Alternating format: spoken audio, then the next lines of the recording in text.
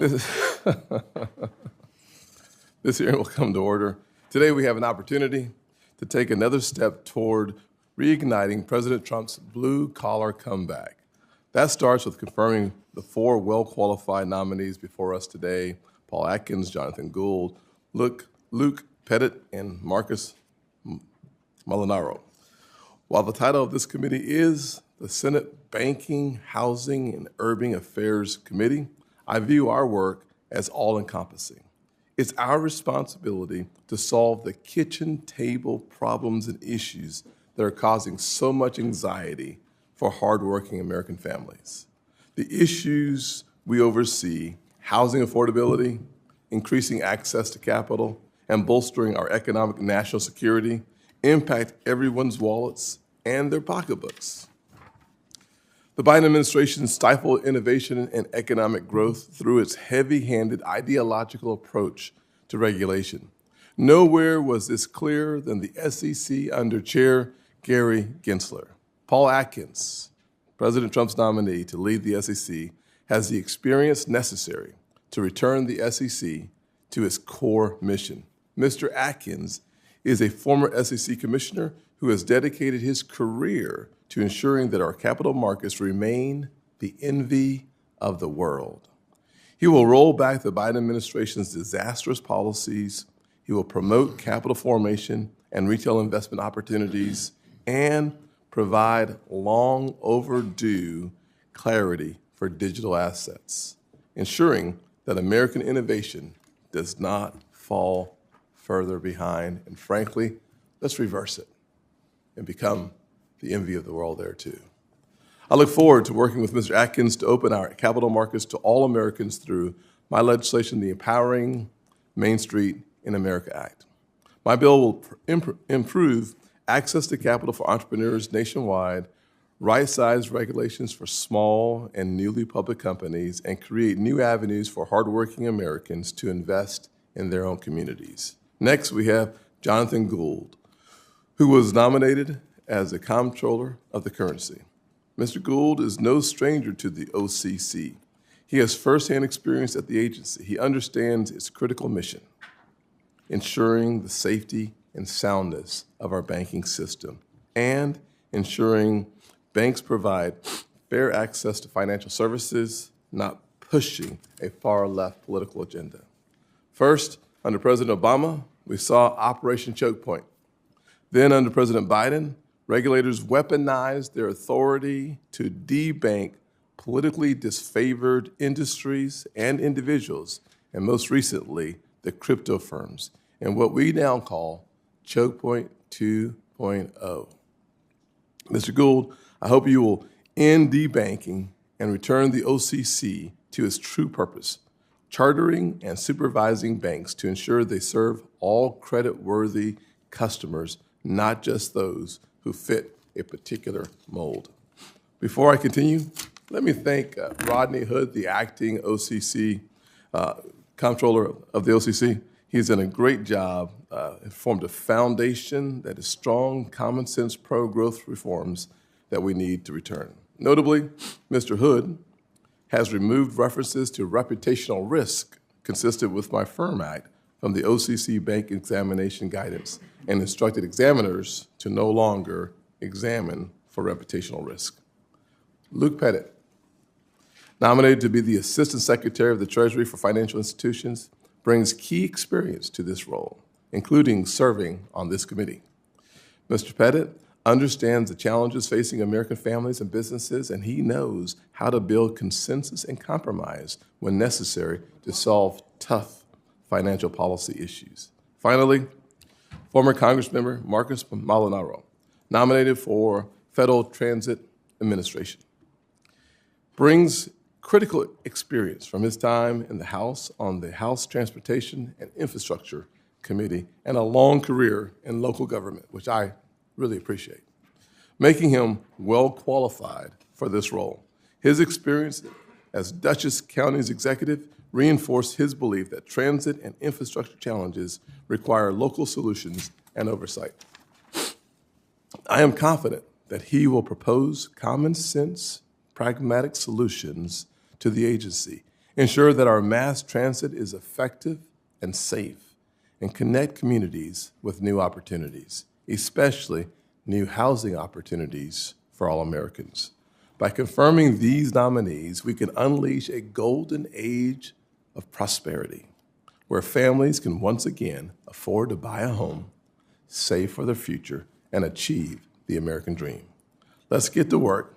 Let's get these noms confirmed, and let's make America great again. Thank you, Ranking Member Warren. Thank you, Mr. Chairman. So we have another jam-packed panel of critically important regulators to consider today, and only 80 seconds per nominee to question each of them. I believe we need more time, longer question periods and multiple rounds of questions, but since that's not happening, I'll just jump right in. Co-presidents Trump and Musk are in the midst of a dangerous purge of the federal government. They've shut down the Consumer Financial Protection Bureau. They've laid off or bought out thousands of other financial regulators. And just last week, they tried to handcuff the Federal Trade Commission by attempting to fire the two Democratic commissioners. This is plainly illegal, and if it's allowed to stand, it will do grave damage to millions of families that will get scammed, all for the benefit of Donald Trump's campaign donors. Why are they trying to dismantle the federal government? Well, Elon Musk gave us one really good example. He said that he intends for his new company, X Money, to, quote, become half of the global financial system. When financial regulators like the CFPB and the FTC enforce the law, Elon could be stopped cold. And that's why President Trump, Elon Musk, and the Doge team are taking a chainsaw to the people in government who enforce the laws. They want to make themselves even richer and more powerful. So apart from the bread and butter policy questions I'd have for these nominees under normal circumstances, I have very serious concerns about their willingness to aid and abet illegal ransacking of our government. Mr. Molinaro, if confirmed, you will serve as the head of the Federal Transit Administration. I know you believe in the mission of the agency that you want to lead. In our conversation, you promised to advocate within the administration for public transportation, and you pledged to advocate for the FTA's career staff and frontline workers at our transit agencies. We need a strong FTA that can deliver projects on time so riders in Boston and Charleston and in your hometown or home county, Dutchess County, have better, safer service. Mr. Pettit, you have been nominated to be the Assistant Treasury Secretary for Financial Institutions, which is responsible for coordinating financial, regulatory, and consumer policy, monitoring the insurance market, and protecting critical financial infrastructure.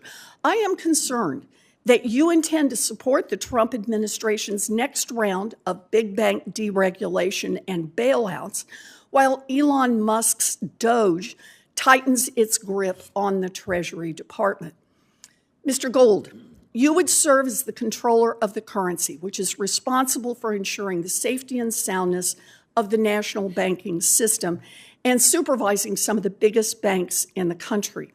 Unfortunately, your track record, including as chief counsel of the OCC during the first Trump administration and as a lawyer for the big banks, suggests that you may see this new role as a new perch to help out your Wall Street friends by further weakening bank regulations and by letting big banks off the hook when they violate the law.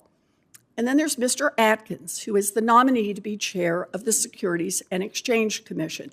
It is the SEC's job to ensure that our capital markets remain an engine for economic growth and innovation. That requires stamping out fraud and self-dealing in our markets so that giant corporations don't scam average investors out of their retirement savings.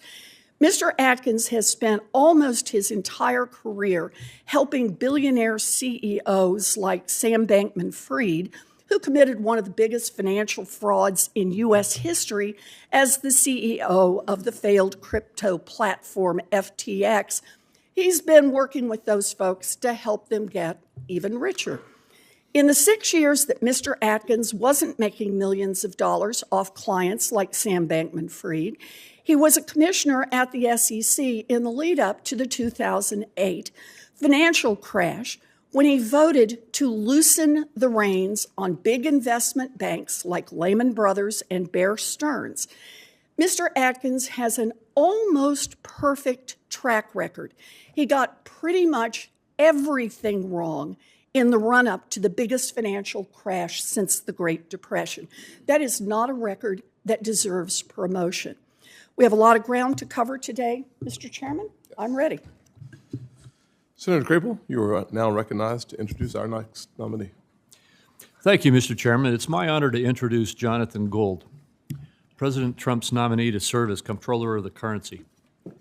Jonathan has spent nearly 24 years in the financial services industry, including serving as my chief counsel when I was the chairman of this committee. From 2018 to 2021, he served as the OCC's Senior Deputy Comptroller and Chief Counsel, where he led the law and licensing departments, played a significant role in managing the entire agency, and oversaw the implementation of the Economic Growth Act of 2018. In addition to public service, he's significant private sector experience as a consultant and lawyer, as recently as at the law firm of Jones Day, which will give him valuable perspective when considering the cost of potential rules. And in addition to this impressive background, Jonathan is also well-liked and respected by colleagues and has the demeanor and character to be an effective comptroller. President Trump made an excellent choice in selecting him for this position, and I look forward to supporting his nomination. Senator Hagerty, you're recognized for a nomination. Thank you, Mr. Chairman, and it's a great honor for me to be with such a wonderful group of nominees today. I have a particular pleasure today, though, to introduce a longtime friend of mine. We're roommates in law school.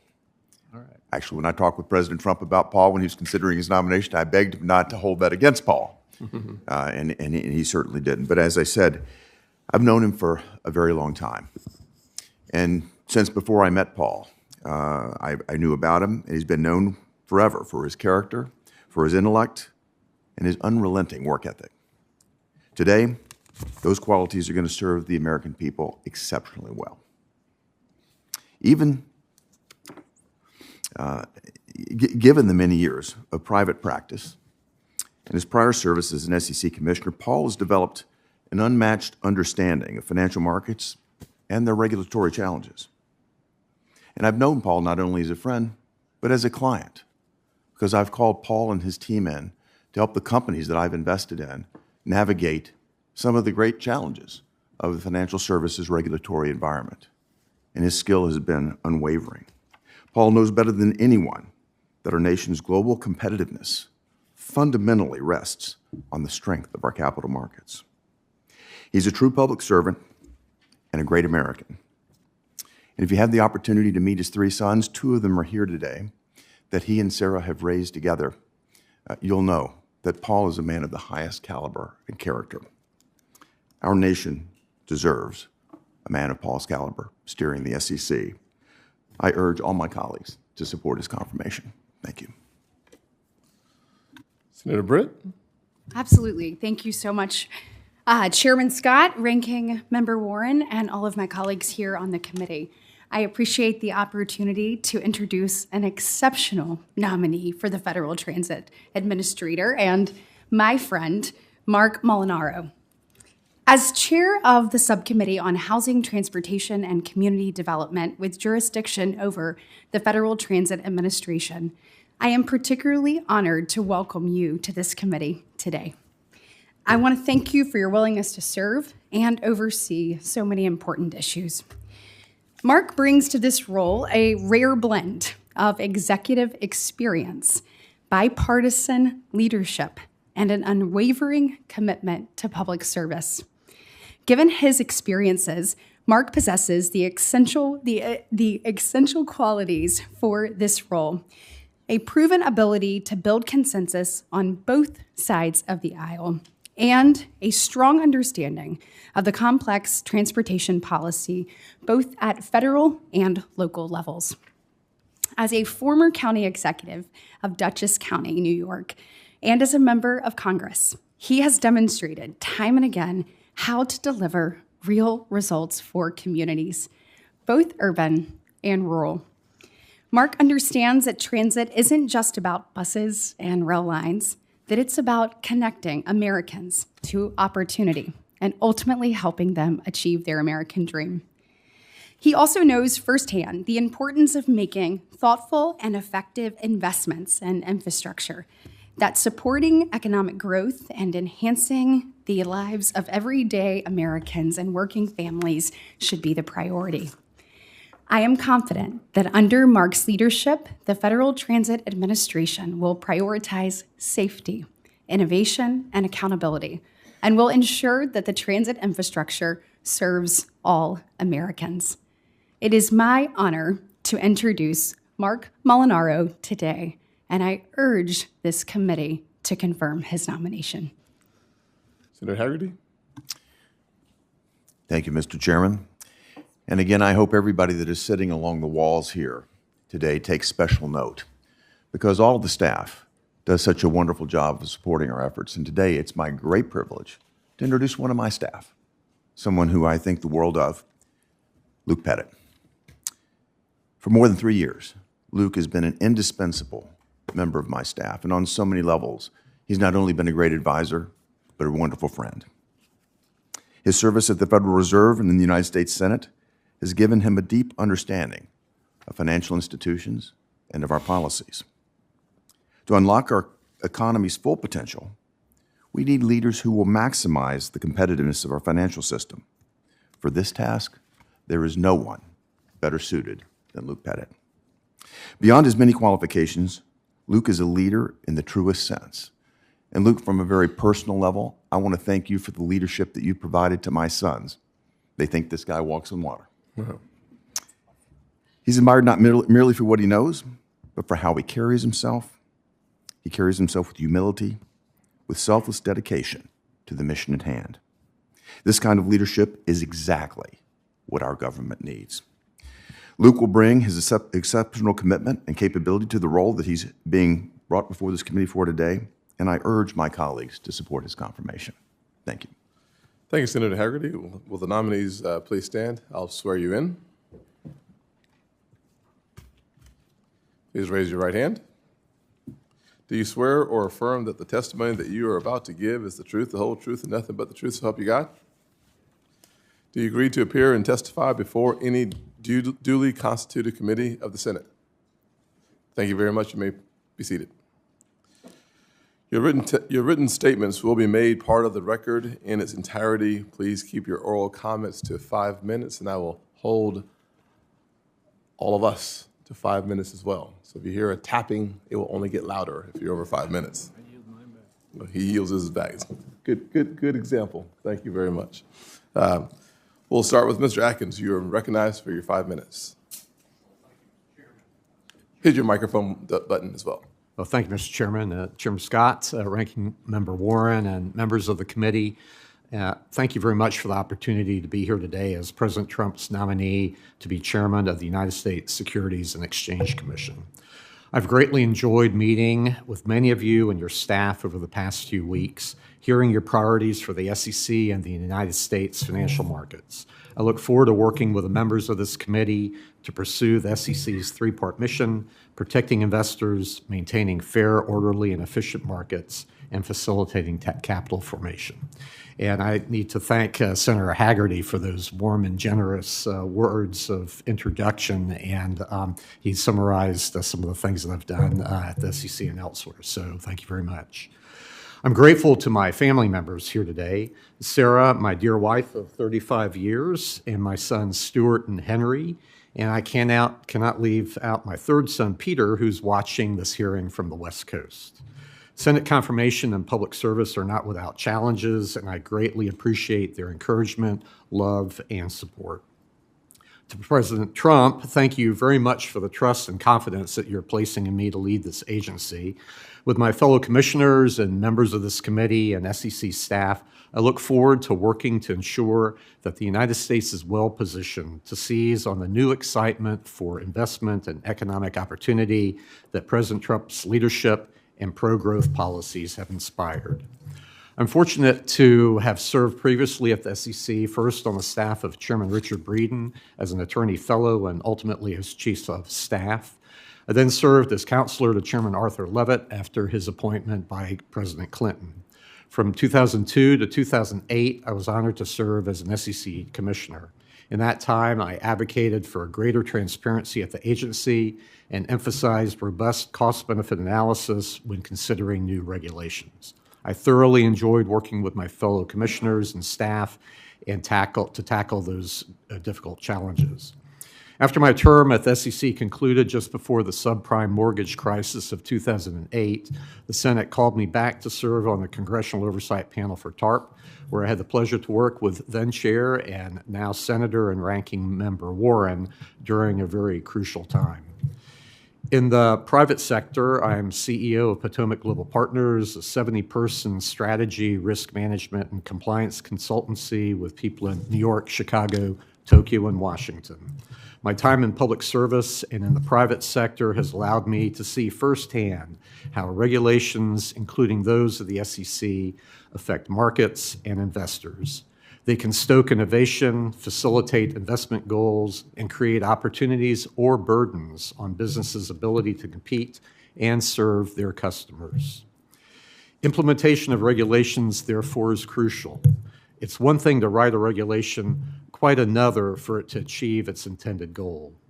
Regulation ideally should be smart, effective, and appropriately tailored within the confines of the regulator's statutory authority. In short, clear rules of the road benefit all market participants.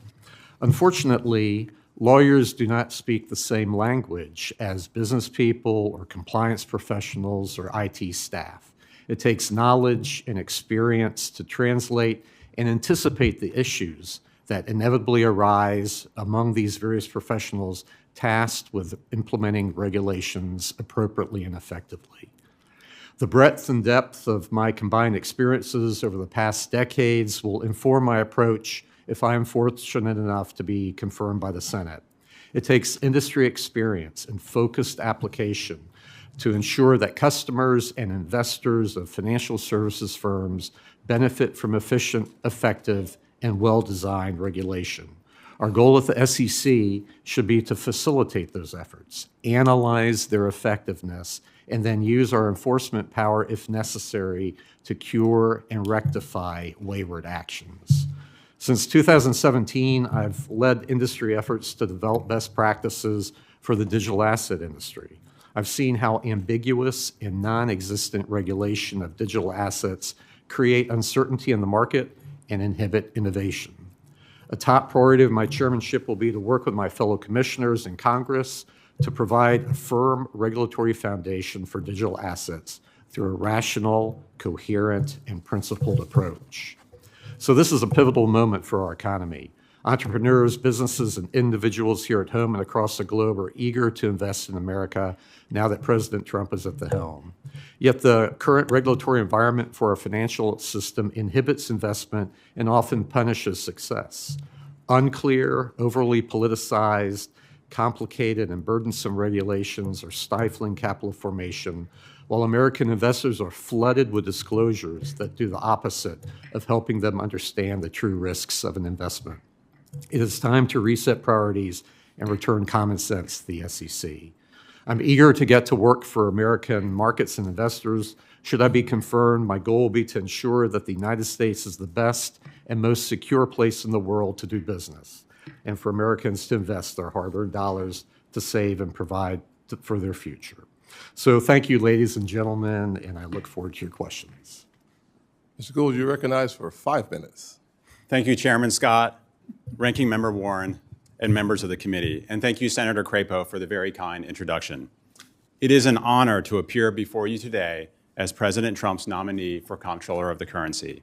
I am grateful to the President and to Secretary Bessent for their trust and confidence. If confirmed, I look forward to advancing the President's commitment to broad and sustained economic growth. I would like to thank my family and friends for their support throughout this process, and I especially thank my wife, Piper, and my sons, Christopher, Timothy, and Thomas, for their love and patience. It is a pleasure to be back in this hearing room. It has been 19 years since I last sat before the members of this committee. I was counsel for then Chairman Richard Shelby, and the committee was marking up a banking bill that would ultimately become law. My job was to respond to any member questions about the bill's provisions or proposed amendments. I remember distinctly the awe I felt sitting before this committee. I feel the same way today. I am here because I believe in President Lincoln's vision of a national banking system and in the agency that has made that vision a reality over its 162-year history. The OCC charters banks, implements the regulatory framework in which they operate, and ensures their safety and soundness, all within parameters set by Congress. The national banking system is today one of the crown jewels of American finance, but neither it nor its continued relevance should be taken for granted. Nor should we ever forget that this system exists not for itself, but rather to support the U.S. economy and the financial aspirations of all of us that constitute it, from the entrepreneur seeking to open a bank account to the large U.S. corporation hedging its interest rate risk. If banks are to serve their role supporting the U.S. economy, they must be allowed to engage in prudent risk-taking. But in the years since 2008, bank regulators have at times tried to eliminate rather than manage risk, frustrating the ability of banks to fulfill their function. This blinkered approach to risk management has implications for the cost and availability of credit, the system's ability to absorb shocks, and its adoption of new technologies and embrace of innovation. I have spent my entire professional career and half of my life studying, implementing, or advising on financial services regulation as a lawyer, Senate staffer, consultant, and regulator. I have twice served as a lawyer for this committee, both before and after the 2008 financial crisis, including most recently as its chief counsel under then Chairman Crapo. In these roles, I assisted the committee in its important oversight of the agency I have now been nominated to lead. As the OCC's Senior Deputy Comptroller and Chief Counsel, I served under 4 different agency heads, spanning the first Trump and Biden administrations. I led the OCC's efforts to implement one of this committee's most significant pieces of recent banking legislation, the Economic Growth Act of 2018 and the regulatory tailoring it required. And I have been tested in crisis management, helping to keep our financial system operating during the COVID-19-induced shutdown of our economy. My time in the private sector advising firms on regulation and risk management will also be an asset to the OCC, should I be confirmed. Seeing the real-world impact that regulations have on financial services firms of all types and sizes is useful perspective for any would-be regulator. If confirmed to lead the OCC, my top priorities will be ensuring national banks support our economy, depoliticizing the banking system, improving bank supervision, and embracing innovation within the agency and the banking system. I will do everything in my power to ensure the continued relevance of our national banking system and its ability to support our national economy consistent with the President's vision. Thank you for your time today. I look forward to answering your questions. Please, everybody follow his direction. Well done. Mr. Pettit. Thank you, Chairman Scott, Ranking Member Warren, and the distinguished members of this committee for the opportunity to appear before you today. I'd also like to thank all of your staff, many of which I've had the pleasure of calling my colleagues over the past 4 years. And I'd like to thank Senator Hagerty for the opportunity over the last 3 years to serve this body and this country. It's a profound honor to be nominated for this position, and I'm grateful to President Trump and Secretary Bessent for the faith that they've placed in me to carry out the important duties of this role. I would not be here today if it weren't for the support of my family, several of whom are here today. I'm blessed to have the support of my parents, John and Andrea, and my brothers, Marc and Matthew. From an early age, my parents' experiences instilled in me a deep appreciation for the vast opportunities that are unique to this nation. My mother was born in St. Kitts and Nevis, just a few miles away from where our first Treasury Secretary, Alexander Hamilton, grew up. She emigrated to America at age 21, opening doors to opportunities that would never have been possible in any other country. My father grew up on a turkey farm in rural Washington state, and his father's family was able to persevere and rebuild after they lost everything during the Great Depression in Appalachia. With this deep appreciation of the opportunities that this country gave them, they raised 3 kids, all of whom who heeded the call of public service. My own public service began at the Federal Reserve, where I worked both on supervisory and monetary policy matters. After a brief stint in the private sector, I joined the Senate, first as Senator Toomey's committee economist here on the Banking Committee, and now as Senator Hagerty's senior policy advisor. These experiences taught me a lesson. Our financial system in the abstract may drive investment and economic growth, but in the truest and most important sense, the financial system supports the lives of all Americans and their means for pursuing the American dream. From buying a home or starting a business to accessing credit and saving for retirement, a stable and sound financial system ensures that every individual can build their future and a future for their families. The Assistant Secretary of the Treasury for Financial Institutions carries the important responsibility of promoting the strength of the financial sector that makes all of this possible. And this is not a responsibility that I take lightly. This role also involves guiding Treasury's efforts in critical areas such as financial education, community development, and cybersecurity. As is the case in my current role here in the Senate, it requires balancing the diverse interests of financial institutions, both small and large, but above all, ensuring that the interests of the American people are put first.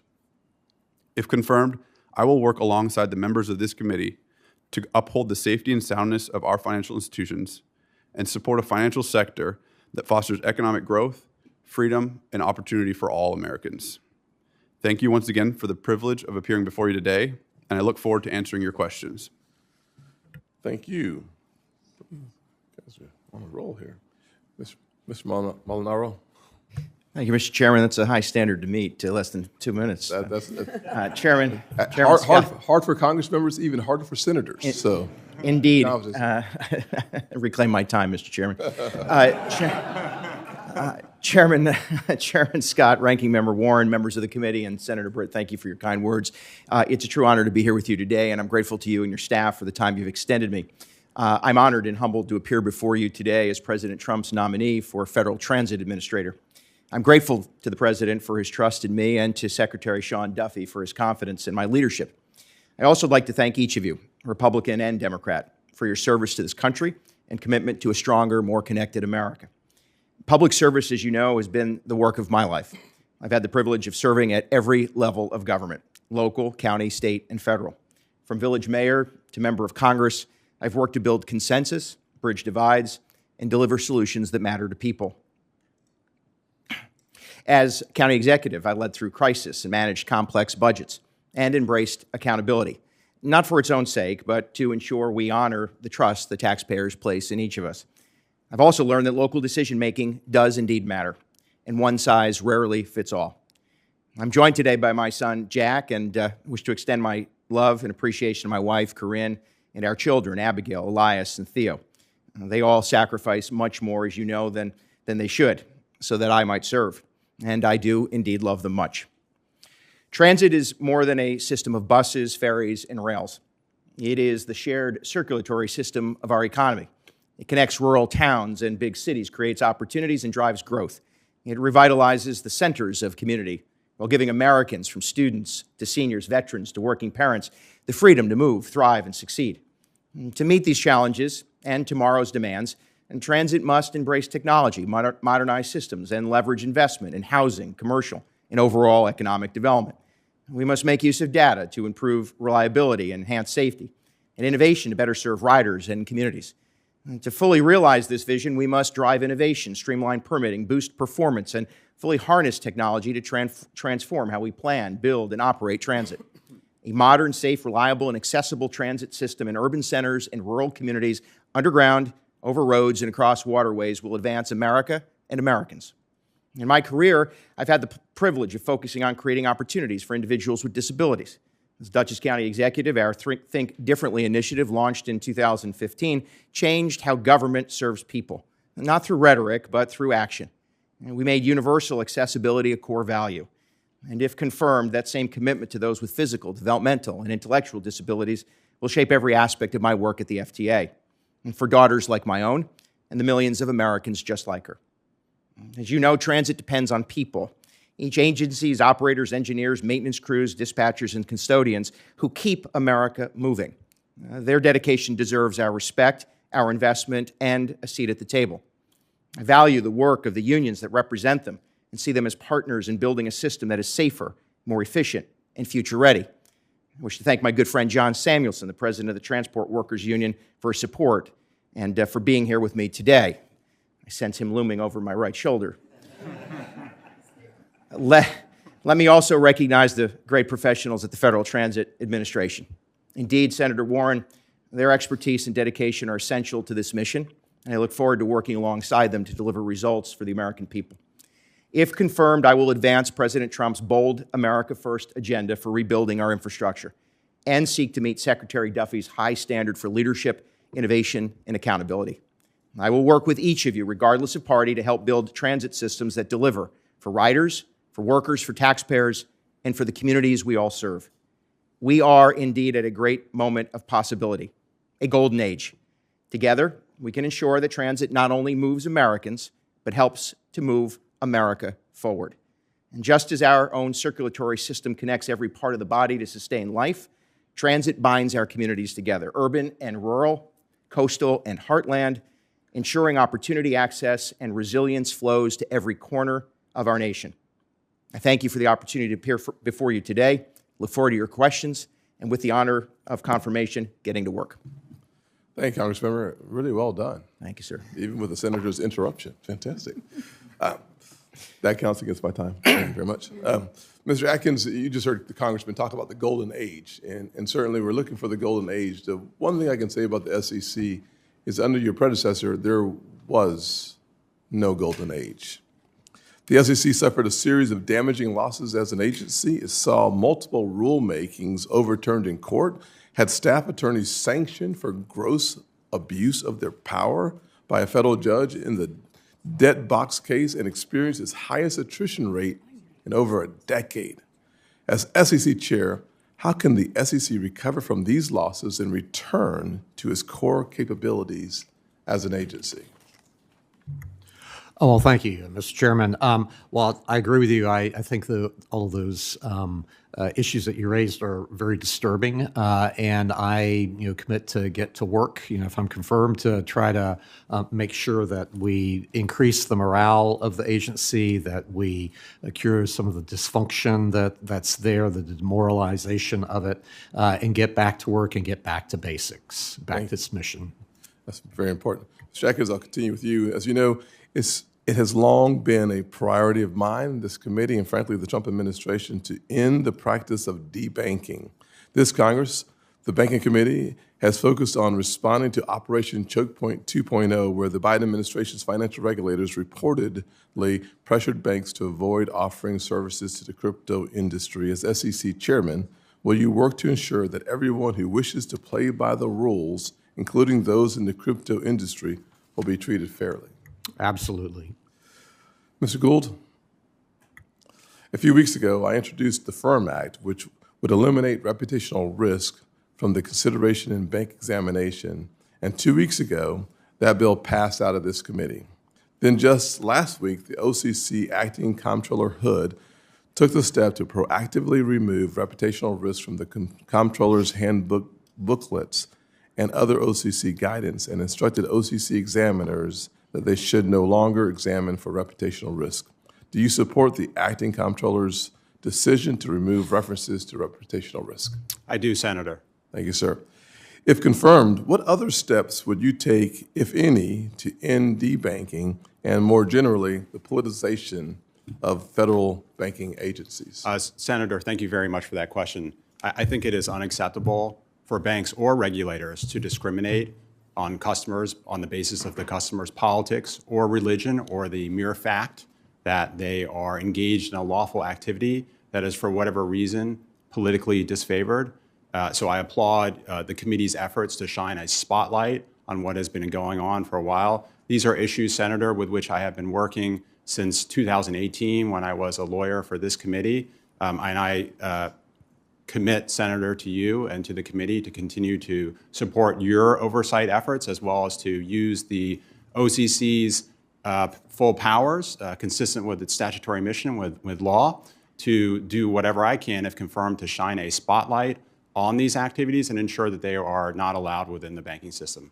Thank you very much. One last question for you. As a top priority for me, this committee and the Trump administration, to foster digital asset innovation so that the U.S. can become the crypto capital of the world. In rescinding Interpretive Letter 1179, Acting Comptroller Hood took a crucial step in rolling back guidance at the OCC that limited crypto companies' access to the U.S. banking system. Are you supportive of this effort to foster innovation in the U.S.? And if confirmed as Comptroller, what role do you envision the OCC continuing to play in allowing digital asset innovation? Thank you for the question, Senator. I believe that many of these activities are clearly legally permissible, and I would hope, if confirmed as Comptroller, to engage on the hard work of determining ways constructively in which these activities that are lawful can be done within the system in a safe and sound fashion. I would hope that over the last 4 years, the agency, that is the OCC, Senator, has gotten some experience with respect to these assets, and so we'll be prepared to ensure supervision in a safe and sound manner going forward. Thank you very much. Senator Warren. Thank you, Mr. Chairman. So, Mr. Atkins, you served as an SEC commissioner from 2002 to 2008, the lead up to the 2008 financial crash that crashed the markets, cost 10 million families their homes, and cost millions more their jobs. Your job was to spot and head off risks that were building up in financial markets, but you showed staggeringly bad judgment. I just have a few examples since we're limited on time. In 2004, when Lehman Brothers and Bear Stearns asked the SEC to allow them to reduce their capital buffer by 40%, you said yes and voted to weaken the rules on investment banks. In August of 2007, after what was then, quote, the worst week for the American stock market in nearly 50 years, or 5 years, you bragged that, quote, principles of regulatory restraint have been affirmed as the market has continued to demonstrate a capacity to minimize and absorb systemic risk. Worst week, and you said, great, it shows how strong we are. And then days after Bear Stearns' collapse in March of 2008, you made fun of people who thought we needed stronger financial regulations, claiming they were, quote, wallowing in a period of irrational pessimism. And you said that, quote, regulators must not stand in the way of investors and market participants sorting this situation out. Yeah, it sorted itself out with the biggest crash since the Great Depression. So, simple question, Mr. Atkins, were you wrong? Senator Warren, there are many, as we saw on the Congressional Oversight Panel for TARP, there were many causes for the problems there with that subprime mortgage crisis. Yeah, but I'm asking about whether you were wrong about deregulation. No, I don't believe so. I think that was... Well, both the SEC Inspector General and the Bipartisan Financial Crisis Inquiry Commission said that the SEC's deregulation of investment banks contributed to the crisis. If you haven't done it yet, I recommend that you read this, Mr. Atkins. Look, this job is about judgment.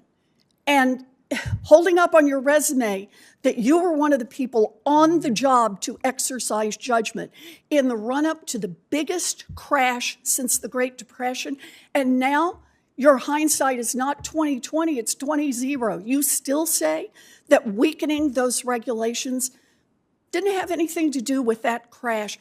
I really hope you will read the bipartisan analysis that says otherwise, because it's very dangerous to have you in charge of the SEC. Now, one of my other top concerns about your nomination, Mr. Atkins, is that your judgment will be influenced by more than an objective assessment of the data in front of you. After your stint as an SEC commissioner, you founded a consulting firm called Potomac Global Partners, Potomac counts every time a kind of financial firm subject to the SEC's rules among its clients: banks, asset managers, brokers, exchanges, fintechs, and crypto companies. Your clients pay you north of $1,200 an hour for advice on how to influence regulators like the SEC, and if you're confirmed, you will be in a prime spot to deliver for all those clients who've been paying you millions of dollars for years.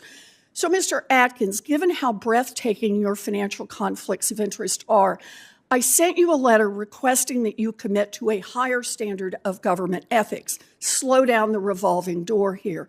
Several major financial regulators in the previous administration agreed to these higher standards, but you sent me a response 10 minutes before this hearing started saying, no, you think you've done enough. That is deeply concerning to me. But let's focus on just getting one thing straight. Your consulting company is estimated to be worth about $50 million. Will you at least disclose, you've said that you will sell it if you are confirmed, will you disclose who the buyers are and how much they pay so that we can make certain that these are not people who are just buying access to the future chair of the SEC? Senator Warren, I have abided by the Office of Government Ethics. I have a question process. about selling Potomac Partners. It's an easy I will yes or no. abide by the process. So is that a no? You're It not is going to tell us certified- who they you have sell it to certified- and they how have- much money you get to people who will have business in front of the SEC. You know, some people might call that a pre-bribe. Thank you, Mr. Chairman.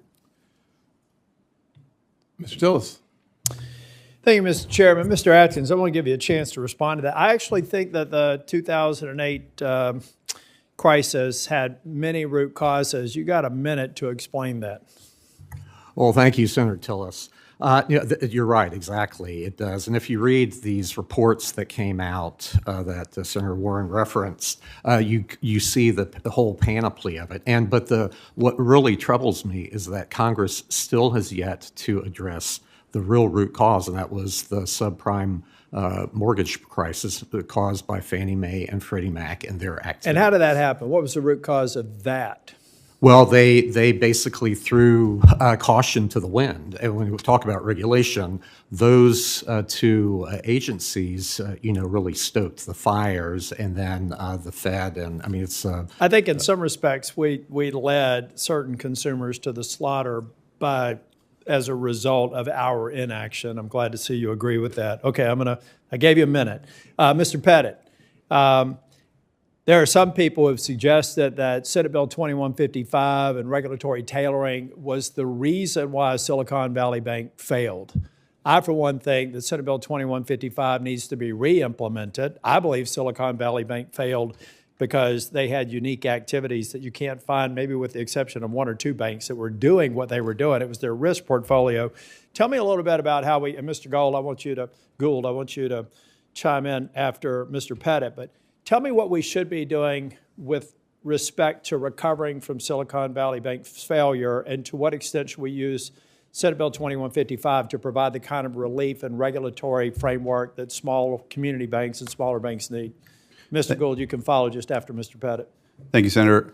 SVB's failure was a managerial and supervisory failure, not a regulatory or legislative one. And I think what it should inform us is to reassess the resource deployment that these on-site teams have been engaged in. No part of 2155 instructed SVB's regulators to assign the highest liquidity ratings to the firm. Do you agree with me that the examiners on that account should be fired? It was just malpractice, and you can keep on, but I want you to cover that too. Absolutely. So they were asleep at the wheel, full stop. And I think they not only did they rate SVB's liquidity at the highest rating, they overlooked their internal liquidity stress test failures at the firm. Not to mention all the outstanding MRIAs and everything else that the supervisors just chose not to really press, I guess. Yes, sir. That's the lesson we should be taking, and we should be reassessing how these on-site teams engage in their supervision on a day-to-day basis. Thank you. Mr. Gould. I agree with Mr. Pettit's comments. I would note just generally, sir, and this is one of the reasons why I think we really need to focus on improving bank supervision, is that there seems to have just been a failure to focus on the material financial risks embedded with that bank's balance sheet and its unique business model. I mean, this is risk management 101, and the fact that it was overlooked by both the California regulator and the San Francisco Fed, is really deeply disturbing, Senator. I want to talk briefly with you in my time remaining having to do with reputational risk. I was pleased to see that acting Comptroller Hood struck all references to reputational risk from the OCC's respective handbooks on bank supervision and large bank supervision.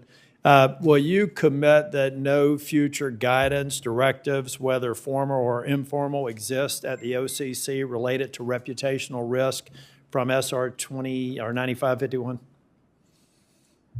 Yes, sir. I think too often reputation risk is used as a pretext for other motives, and I think the regulators have at their disposal other forms of more easily quantifiable and just better understood, more precise, more objective terms, including litigation risk, BSA, AML compliance risk. I think it is rich to think that some government examiner or supervisor could go into a publicly traded banking institution and judge what they think their activities are appropriate or not appropriate based on reputational risk. Reputational risk is foundational to an organization's reputation and longevity. And to think that somebody from the outside should be guessing that is just absurd to me. It really strikes me as somebody who's probably never worked a day in business. So I appreciate your answer. Mr. Molinaro, I'm out of time. I just want to let you and all of you know I look forward to supporting your confirmations. And to the two former staffers, you got a big fan club here on Capitol Hill. Thank you. I ask unanimous consent to enter into the record letters from Mr. Atkins regarding his compliance with all necessary ethics requirements. Without objection, so ordered. Senator Van Hollen. Thank you, Mr. Chairman, and welcome everybody. Mr. Atkins, a number of years ago, Senator Kennedy and I teamed up to pass a law entitled Holding Foreign Companies Accountable Act.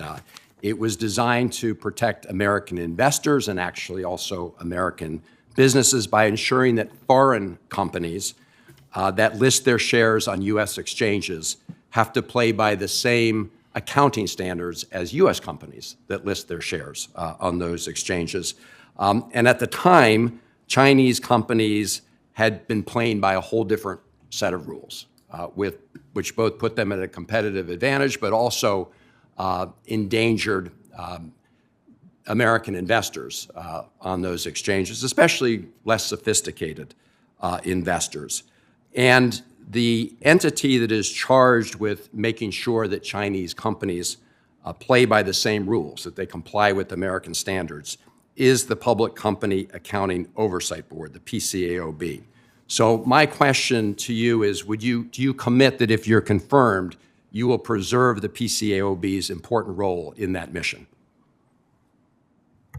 Oh, well, thank you, Senator. The role is crucial. Accounting and auditing is really crucial, obviously, to investor protection and to the capital market. So, yes, that function is by law delegated to the PCAOB, and so I'm going to ensure that it is not politicized anymore, and that it really focuses on its mission to protect investors and to follow those rules. I appreciate that, because the reason I ask is I've been looking at Project 2025, and I see that you have a special mention in Project 2025 on a chapter that mentions the PCAOB.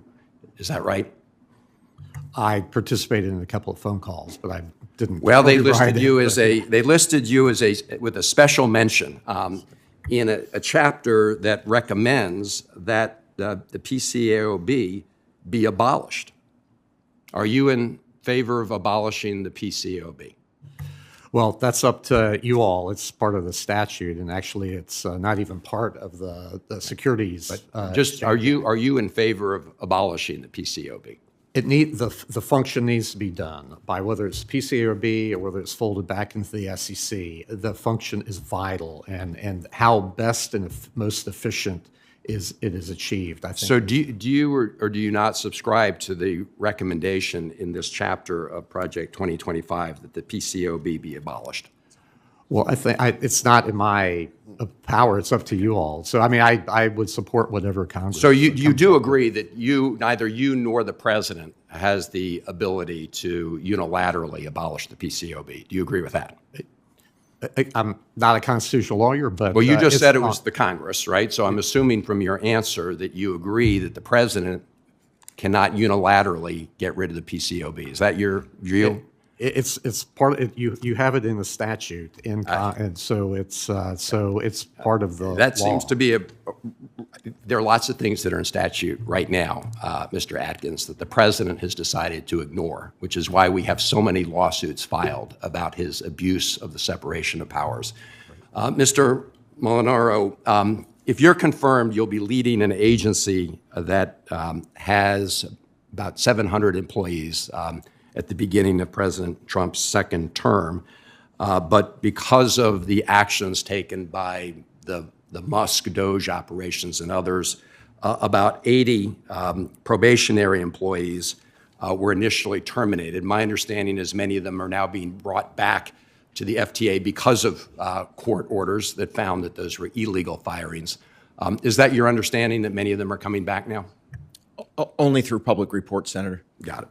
And would you agree that haphazardly eliminating employees from the FTA, so for example, those in the Office of Transit Safety and Oversight, could put people at risk? I think, Senator, I can only offer what I've observed publicly. It's my expectation to enter the role with this force, obviously seeking to increase morale. But I assure you, just as Secretary Duffy asserted in his hearing, and I did earlier in my opening comments, public safety, not only the safety of the individual riders across America, workers in the systems is a priority, and I'll seek to apply the law. I appreciate that, because the infrastructure bill that passed, including a measure that I had introduced, the Transit Worker and Pedestrian Protection Act. So I look forward to working with you if you're confirmed. Thank you very much. Look forward to the same, Senator. Senator Kennedy, you are recognized. Mr. Atkins, you were roommates with Senator Hagerty in law school. Yes, sir. Is it true that Hagerty has a tattoo of the Backstreet Boys on his lower back? I wouldn't know. I don't know. Okay. Mr. Hagerty, you know who Sam Bankman-Fried is, don't you? Or Mr. Atkins, sorry. Yes. He looks like the fourth runner-up in a John Belushi look-alike contest, doesn't he? That's could be. He's a crook, isn't he? He's convicted and, yes, in jail. And his parents were involved in his company, weren't they? I guess by public reports. Don't you think the SEC ought to do something about it? Well, I look forward to getting to the SEC to find out what has happened. But based on in what the you've past. read, they made millions of dollars off of their son's illegal activity. Don't you think they ought to be punished? Don't you think the American people have see that and wonder if there are two sets of standards? Well, I like you, I'm concerned about those reports. But I want you to be more than concerned. Well, I need to Now, find out. and when his parents did all this, they were both chaired professors at Stanford Law School, weren't they? Apparently, yes. Yeah. Has the SEC been investigating Stanford Law School for its involvement in this? Yeah, I would know. Didn't Sam Bankman-Fried's parents, who were involved in the fraud, make sizable donations to Stanford University? Perhaps. You don't know? I don't know personally. Did Stanford give the money back? I would know that. Well, Mr. Atkins, I want you to find out. And there shouldn't be two standards of law and punishment for people in America. And every time you come to this committee, I'm going to pounce on you like a ninja to find out what the SEC has done, because I don't think the SEC has done a damn thing. Okay. And I read in the paper where the Bankman-Frieds, all of them, are trying to get a pardon. They're crooks. And I expect the SEC to do something about it. If I'm the CEO of an American company and I want to sell some of my company's stocks, I've got to file an electronic report with the SEC that becomes public immediately, and then I've got to wait 2 days, don't I? Yes. If I'm the CEO of a Chinese company that's listed on an American exchange, I don't have to do that, do I? Yeah, there are different rules for foreign. Why? Good question. Things have changed a lot since those rules were put in place. Now, Senator Van Hollen and I have a bill. I begged Mr. Gensler to do something about it. I want something done about it. If I'm the CEO of a Chinese company and I want to sell, engage in insider trading, I have to notify the SEC, but there's no time limit. And I don't have to file electronically. I can send them a letter, and I don't have to wait. And CEOs of Chinese companies have done that, haven't they? Yeah, I wouldn't I want know, you to but- find out. I expect you to find out. That's the second thing I'm going to pounce on you like a ninja on. Okay. A bunch of them, of these CEOs of Chinese companies listed on American exchanges have sold their stock, and the stock immediately went down, and the American investors had to bear the losses.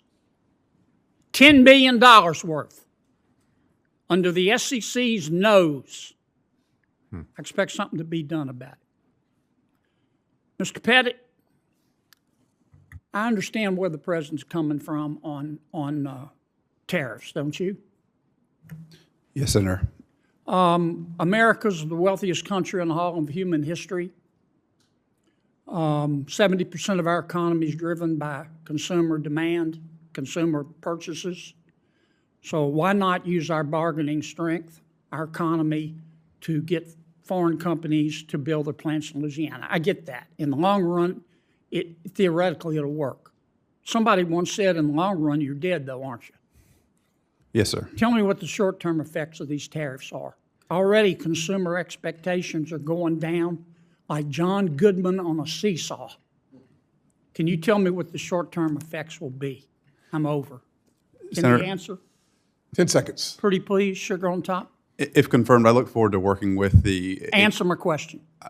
It's difficult to assess the near-term impacts of the tariffs, but in the long I know run, it's hard. That's why I'm asking you. You're an economist. Senator, your time is up. Damn, I had him nailed down. too. He was wiggling, however. So, Senator Cortez Masto, I'm happy to follow through in your train of thought there, Senator Kennedy, because that was my question. bipartisanship. Mr. Pettit, talk to me about these tariffs. You know, we have currently imposed tariffs on Canada. What's the short-term impact? Thank you, Senator. The impact of tariffs in the short run may increase the prices of the imported goods, but the objective of these tariffs in the long run is to help incentivize more manufacturing here in the United States. And if they impose more costs here for our companies, and companies pass that cost on to the consumers, which I have seen publicly they intend to do, is that higher cost for the American consumer? Higher prices? In the short term, they could lead to higher prices on imported goods. So you would agree with Canada's billboards that are in Nevada and across the country now that say tariffs are a tax on your grocery bill in the short term? I'm not sure of the volume of imports of various produce and goods, but I would say that the intent of these tariffs is to help reshore. And I know the intent. Let's talk about the short-term impacts. Would you agree, along with Canada, who has a billboard now in Nevada, tariffs are a tax on hardworking Americans? You just basically said that's the ultimate result. Would you agree? I believe that the effect of tariffs is very different than a tax on Americans, but it could lead to higher prices on certain imported goods here in the United States. To yes. Americans? Yes, ma'am. If the companies pass the cost on to the Americans? Yes. Okay, thank you. Let me ask you this. If you're confirmed as Assistant Secretary of the Treasury, will you respect the independence of the bank regulators? Thank you for the question. If confirmed, I look forward to working with the regulators who do operate independently, yes. And you will respect their independence? I will. Okay, so explain to me if you can, because Secretary Besson has announced, and I think it was on March 6th in a speech, he stated something to the effect of our financial regulators singing in unison from the same song sheet is what he is looking for. We need our financial regulators singing in unison from the same song sheet. To be clear, this does not mean consolidation of agencies, but coordination via Treasury, such that our regulators work in parallel with each other and the industry. What does that mean? Thank you, Senator. I believe, and not to speak on behalf of Secretary Besson, the intention of that statement was that we need to avoid the outcome of having regulators telling institutions different things, and so that institutions that are supervised by multiple federal regulators aren't torn between conflicting guidance. So regulators should work in conjunction and parallel with the Treasury Department? No, I think the objective here is to ensure that there isn't uncertainty in terms of which rules to follow across different agencies. Okay. I'll be curious to see how this plays out. Mr. Molinaro, thanks for meeting with me. I really appreciate the conversation that we had in my office. One of the things we talked about was transparency. And you called out your own Metropolitan Transit Agency on a lack of transparency and accountability. Can you promise that as an administrator, you will provide the public and Congress transparency in job firings and federal funding freezes that are currently being ordered by the Trump administration and those employed with DOGE? Senator, I was nearly convinced none of you noticed I was here. Obviously, Senator, I don't know the current impacts. My expectation and my commitment is to uphold the highest standard of accountability and transparency, and to work with your offices certainly to explain both impacts of previous and future decisions within the FTA. Thank you. I appreciate that. Let me ask you this. Congress previously worked deliberately in a bipartisan way to pass the Infrastructure Investment and Jobs Act.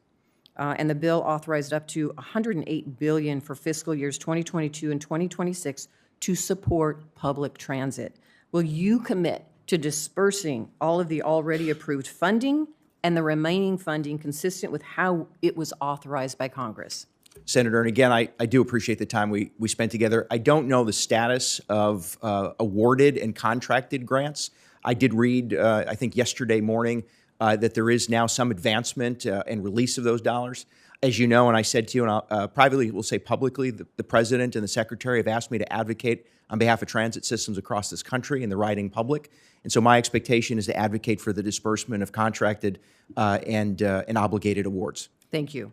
And then finally, let me just ask you this. We talked a little bit about this, rural communities and the challenges that we see for transportation in rural communities. I know your House district covered vast counties in upstate New York, where my husband and his family are from, and you're familiar with the lack of transit access. Can you talk a little bit about not only the challenges you saw, but how you addressed it and what you intend to do? In 10 seconds, I will tell you I value working with supporting rural and regional transit systems. Think of hubs and spokes, urban and village and city centers being the hub, those regional rural districts, rural transit systems being the spokes. It's important we connect them to move Americans and to grow the American economy. Thank you. Thank you, Mr. Chairman. Yes, ma'am. Senator Moreno. Thank you, Mr. Chairman, and thank you to all of you for stepping up and your willingness to serve the country. It's very, very appreciated. I'll start with you, Mr. Atkins. Man, you just have to be able to breathe and not be a complete raging lunatic, and you're going to be the greatest SEC commissioner compared to the last guy. I mean, congratulations on coming after Gary Gensler, who objectively probably was one of the stupidest people in government. I want to ask you a question because there were some comments about that I want to correct for the record around, you've met President Trump, right? You've had a chance to interact with him? Yes, Senator, yes. Is he the President of the United States? Yes. Is he in charge? Yes. Is there a co-president, or does President Trump make the decisions? He's the president, head of the executive branch. Right. So there's no ambiguity in the White House as to who's in charge. It's Donald J. Trump, correct? I hope so. There's no ambiguity. And I just find it ironic that my Democrat colleagues like to say this whole talking point of Elon Musk. I thought you guys loved Elon. 70% of EVs are sold by Tesla. What a terrible breakup between the left and Elon Musk. I mean, I'm convinced Taylor Swift is going to write a song about this someday. But here's my question to you. Who was in charge for the last 4 years? Who was in charge of the last 4 years when we had no idea who a completely, clearly incompetent person was in the White House? It seems like the most important person in the White House was an auto pen. But moving beyond that, let's talk about the SEC for a second. Are you worried about what's going on with American companies having capital outflows to the Chinese-backed companies like corporate Amperex Technology Limited, a company that sounds very nice and obscure and Western? In reality, it's a fully owned company from the CCP. Are you concerned by that? Well, Senator, I'm concerned about what I've read in the paper. Obviously, I'm not in the building yet and know what the SEC is seeing and doing about it. But I know that obviously the work that you all are doing in Congress, I think, is very important to her. Well, I don't pretend to jump on you like a ninja, but if you could please take a look at making certain that you look at what we're doing to make certain that U.S. capital outflows don't go into that office. Yep. Shifting over to you, Mr. Molinaro, I do not want you to feel ignored at all. So let's talk transit for a second. Do you think it makes a lot of sense to spend 2-3 times as much money for electric buses than for ones that are run by, for example, renewable or compressed natural gas? I appreciate the question, Senator. I, as I said in my opening comments and affirmed when I spoke with your staff, I do think that local and regional transit systems need to make purchasing decisions that make sense for them. And while I embrace all of the above energy approach, you're highlighting renewable energy sources are, in fact, a great way, as I mentioned in addressing the previous senator's question, of marrying the agricultural rural economy with mass transit. And so while currently the law requires a certain distribution, if you will, of dollars for low and no emission vehicles, you all will debate and consider that through reauthorization. Our job, I think, is to really encourage local and regional transit systems to make the purchasing decisions that make sense for them. Well, again, they certainly can make their own purchasing decisions, but not when they're billing the federal government 2 or 3 times what they can do with something else that certainly accomplishes the mission better. I've seen with my own eyes trucking companies and that put diesel generators to charge electric semis. That seems peak stupidity. Mr. Pettit, I'll move to you quickly because the chairman will electrocute me if I go over my time, and I don't want to be electrocuted. So let me ask you a question. We talked about tariffs, which is funny because I thought this was the banking committee, not the finance committee. But let me just clarify for a second on the situation in Canada. You have a family, and you have family members. Do you know anybody who's ever been killed as a result of fentanyl poisoning? Not directly, but I have friends of friends who have been impacted by it. Yeah, it's a life sentence. Yes, sir. Do you think that the President of the United States should do nothing? Like we should just continue to let 110,000 plus Americans die every single year of fentanyl poisoning? I do not. Do you think it's acceptable that Canada and Mexico allow that poison to come into this country? No, sir. So again, for 4 years, we did nothing. Actually, before that, for decades, we did nothing. And President Trump is simply saying to our partners, hey, we'll let you rip us off for $300 billion a year in a trade surplus, but please don't poison 110,000 Americans. I don't think that's an unreasonable expectation. And I think when we look about tariffs, and it just shocks me that we sit here and have these conversations that don't take into account the empathy of what's going on in places like Ohio that's been ravaged by fentanyl. Thank you, Mr. Chairman. Thank you, Senator Reid. Thank you for your patience. Thank you very much, Mr. Chairman, and gentlemen, welcome. And Mr. Gould, the OCC is charged with the enforcement of the Military Lending Act on federally chartered banks. And will you commit to vigorous enforcement of this legislation, which protects our servicemen and women? Yes, sir. Thank you very much. As you know, the MLA bars lenders from charging service members in excess of 36% interest. And I feel that's a good standard, not just for members in uniform, but for every American. And in fact, as I understand, the OCC's supervisions insist that interest rates not go beyond 36% because doing so would be indicative of poor lending standards. Is that accurate? Senator, I'd be happy to look into that if I am confirmed and get into the OCC. Well, if that in fact is correct, then I would hope you could join me in urging that we apply that military standard to all the American people, and that we pass legislation with this body in the House to make 36% interest rate a cap on all lenders. But I will look forward to working with you on that. Mr. Atkins, private equity is growing exponentially. It's also becoming more widely available, not just to wealthy individuals, but to retail investors alike. In fact, the SEC just approved a exchange-traded fund containing private credit assets.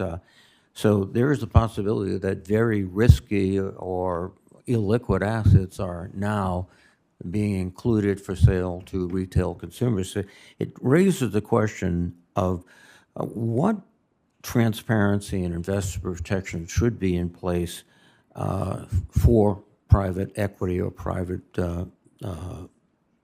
market investments. Well, thank you, Senator, and it was a pleasure to chat with you in your office here a few weeks ago. Well, the one thing about the public markets and ETFs and mutual funds is that they have to abide by diversification rules and those sorts of things, which is a key investor protection device for those sorts of things with diversity in there, so that that one bet or one investment won't take the whole thing down. So I think that's key, and there's a whole process by which the SEC and the staff approves these various offerings, and so I look forward to seeing what's at work in the SEC once if confirmed, and get there. Just now, these private equity, private investment funds are growing. They're larger than some of the publicly capitalized companies that are regulated very rigorously by the SEC. And I think we're approaching a point where we have to have some regulation of these private equity enterprises, because if not, we could find ourselves in a situation where the public is buying illiquid assets, or I saw this as we went through the 2008 crisis, not with respect to investments, but with respect to housing. But let me move on, Mr. Atkins. Currently, the SEC has a pending case against Elon Musk for concealing his intentions while acquiring Twitter stock. And one outside commenter said, quote, a very serious securities violation. It seems to have saved Musk about $143 million. Mr. Musk is also the head of Doge, as we know, which has been borrowing into agencies and disrupting agencies. Given that the SEC is currently using its resources to enforce the law against Mr. Musk, what would you do if the Doge team showed up and Mr. Musk came knocking on your door? Well, I don't know anything about the case other than what I've read in the paper, so obviously I can't speak to that.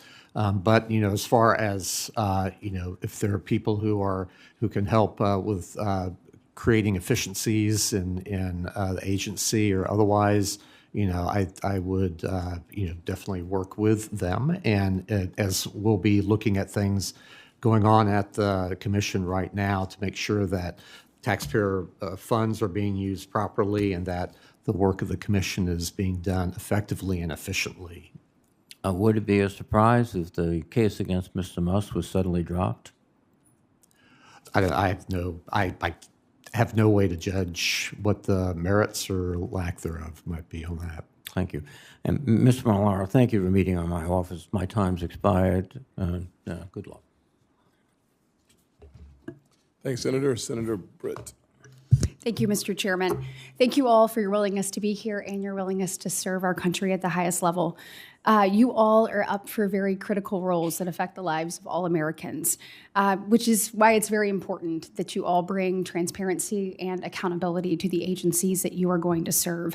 I'm not going to ask you all to comment on the past, but I do want to highlight a couple of the needs of change here. Over the last few years, we've had agencies that prioritized speedy regulation over thoughtful policy making, rushing into policy making without proper due diligence or justification. In fact, we had regulators sit in this room and our other committee hearing room in front of us, and one by one tell me that they believe the U.S. banking sector was the strongest and well-capitalized across the world.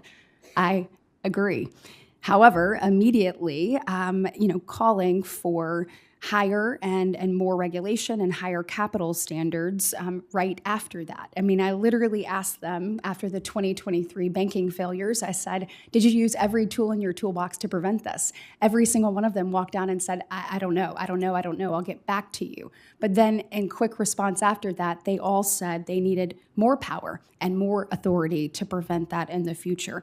That is absolutely not how this should work, and it's completely and totally unacceptable. One of the things we also must reinstate is proper regulatory tailoring. So I was able to sit down with Senator Crapo right after these failures and ask him about 2155. My first question is for you, Mr. Gould, former staffer to former staffer. Can you speak to the purpose of 2155 and how a balanced regulatory framework actually promotes stability and growth? Because it is my belief, whether it's capital, liquidity, operational risk management, an Alabama bank with less than $1 billion in assets should not be subject to the same threshold as a $3 trillion bank. And I'd probably say the same for a $150 billion bank. And I think there's purposeness in this, and I'd like to hear your thoughts. Well, thank you very much for the question. It is certainly the case that not all banks' business models look the same or have the same risks. And as a result, they should not be treated the same way, whether as a matter of regulation or as a matter of supervision. If we want to preserve a diverse banking sector, which is to say a sector in which we have banks that are smallest banks, community banks serving their local communities, to the largest of banks and everything in between, Senator, we need to ensure that we, the regulators, and if confirmed, would be the Comptroller, adhere to both the letter of the Economic Growth Act as well as the spirit of it in making sure that we are bringing common sense tailoring to both bank supervision and bank regulation. Thank you for that commitment. Also, in the rulemaking that we've seen over the last couple of years, it created significant confusion and compliance costs to some of our smallest banks, our community banks, and our businesses in rural America and our main streets that make our states so great.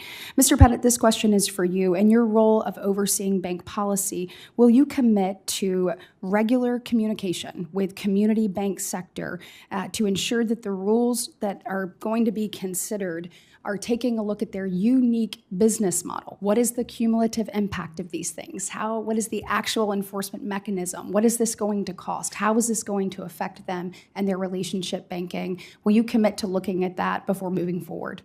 Yes, Senator, if confirmed. I've seen firsthand the role that community banks play in adding to the breadth of our banking system. They reach areas in states like Tennessee and Alabama that would be otherwise unbanked. So I look forward to working with them if confirmed. Thank you, Mr. Pettit. I only have a minute left, and I have two more questions.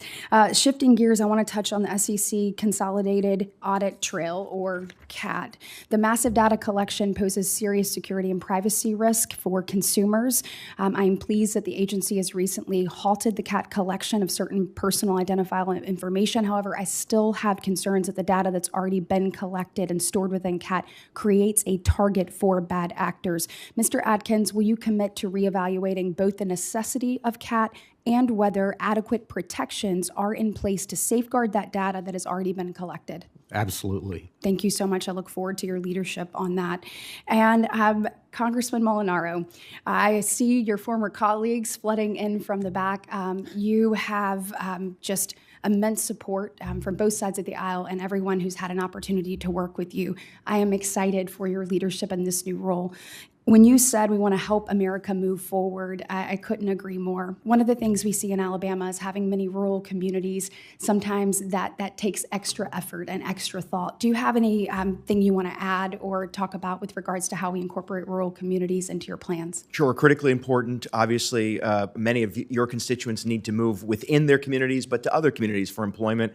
I think the FTA can lean in with technical support, working with regional and smaller transit agencies to provide back office support, really to grow their capacity.